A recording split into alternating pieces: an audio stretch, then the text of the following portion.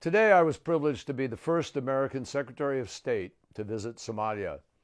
I met with your government leaders and civil society representatives, but I also wanted to take the opportunity to talk to you, the people of Somalia. More than 20 years ago, the United States was forced to pull back from your country. Now we're returning in collaboration with the international community and bearing high hopes, but also mixed with ongoing concerns. My brief visit confirmed what our diplomats have been telling me, that Somalis are resilient and determined to reclaim your country and your future from the terrorists and militia groups that have been attempting to steal it. Over the past quarter century, you have known immense suffering from violence, from criminals, from sectarian strife, from dire shortages of food, and from an inability to remain safely, even within your own villages and homes. In Kenya yesterday, I spoke with refugees from Dadaab who had fled their homes for protection from persecution, fear, and war. I met Somalis who are 15, 18, 20 years old, who have never lived anywhere except a refugee camp. This in an era of unprecedented globalization. But I visited Somalia today because your country is turning around. 3 years have passed since a new provisional constitution was adopted and a parliament sworn in. With help from AMISOM, Somali forces have pushed al-Shabaab out of major population centers. A determined international effort has put virtually all of Somalia's pirates out of business. Most of the credit goes to you, the people of Somalia. Because of you, new life has returned to the streets of Mogadishu, Kismayo, Baidoa, and Garowe, and elsewhere. New businesses have opened and diaspora communities are returning to take advantage of new economic opportunities and to help rebuild their country. Of course, much work remains to secure a peaceful and prosperous future for your country. We understand that.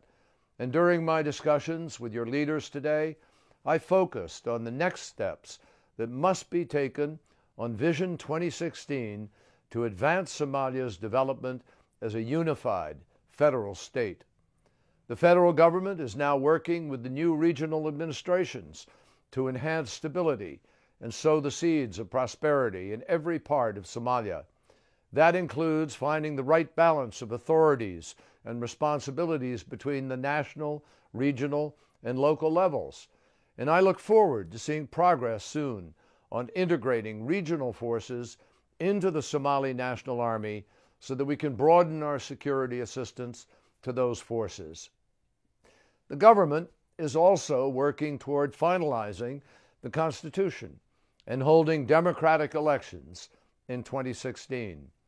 You, all of you, must have a voice in this process.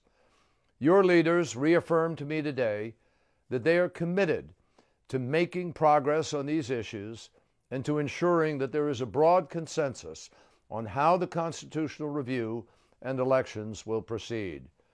We all have a stake in your success. The world cannot afford to have places on the map that are essentially ungoverned. And that is why Somalia's return to effective government is an historic opportunity.